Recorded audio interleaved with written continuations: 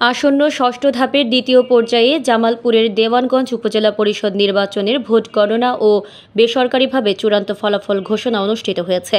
জামালপুর জেলা প্রতিনিধি রফিকুল ইসলাম জানান, মঙ্গলবার সকাল ৮টা থেকে বিকেল ৪টা পর্যন্ত ইভিএম পদ্ধতিতে উপজেলায় মোট ৭৪টি ভোট কেন্দ্রে ভোট গ্রহণ অনুষ্ঠিত হয়।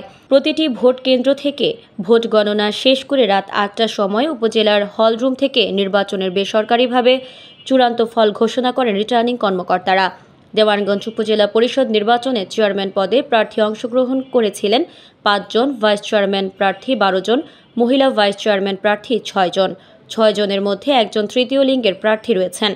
বেসরকারিভাবে নির্বাচিত হলেন যারা: দেওয়ানগঞ্জ উপজেলা আওয়ামী লীগের সভাপতি এবং চেয়ারম্যান প্রার্থী আলহাজ আবুল কালাম আজাদ ঘোড়া প্রতীকে ৩০,২৭৯ ভোট পেয়ে বেসরকারিভাবে বিজয়ী হয়েছেন। তার নিকটতম প্রতিদ্বন্দ্বী চেয়ারম্যান প্রার্থী মোহাম্মদ সোলাইমান হোসেন সোলাই মোটরসাইকেল প্রতীকে ২৫,৮৯৮ ভোট পেয়েছেন।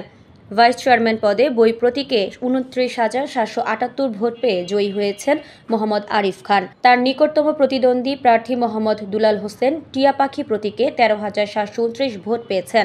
মহিলা ভাইস চেয়ারম্যান পদে সেলাই মেশিন প্রতীকে ২৩,৭৬৮ ভোট পেয়ে জয়ী হয়েছেন তৃতীয় লিঙ্গের মুন্নি আক্তার।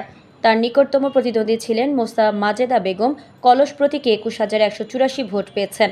এ বিষয়ে দেওয়ানগঞ্জ উপজেলার নির্বাহী কর্মকর্তা ও সহকারী returning officer Mohammad Zahid Hasan Prince স্বাক্ষরিত রেজাল্ট শিট থেকে তথ্য নিশ্চিত করে জানিয়েছেন।